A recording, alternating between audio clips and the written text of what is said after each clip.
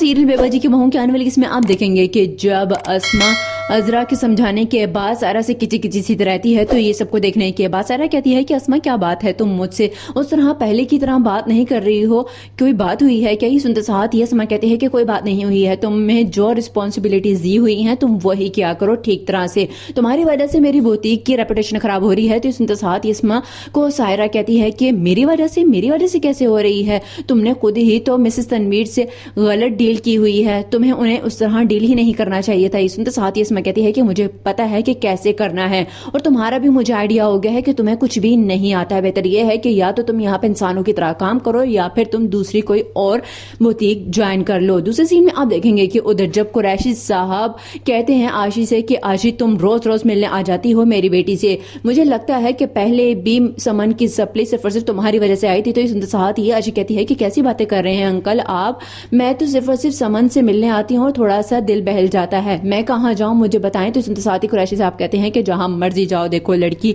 इस घर के चक्कर जरा कम ही लगाओ तो ज्यादा बेहतर होगा। इस साथ ही आशी कहती है कि शायद आप भूल रहे हैं कि समन ना सिर्फ मेरी दोस्त है बल्कि हमारे घर की होने वाली बहू भी है, वो भी तो रिश्ता है। इस साथ ही कुरैशी साहब कहते हैं कि हाँ रिश्ता है लेकिन तुमसे नहीं वलीद से है, उस घर के हर फर्द से बना सकती है, आने जाने की कोई भी जरूरत नहीं है तुम्हें। लास्ट सीन में आप देखेंगे कि उधर जब फूफो जान नसीर से कहती हैं कि नसीर बेटा देखो तुम तो ऐसे ही अस्मा के साथ उलझ रहे हो।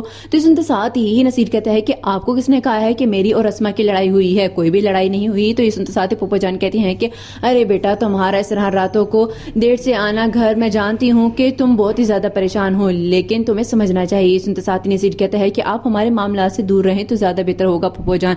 ये सुनते साथ ही फूफो कहती हैं कि अगर तुम्हें भी बुरा लगता है तो ठीक है हम इस घर से चले जाएंगे। ये सुनते साथ ही नसीर कहता है कि नहीं, आपको जमाल भाई ने इस घर में रखा है तो आपको यहाँ से जाने की जरूरत नहीं है, बस मुझसे और अस्मा से दूर रहें।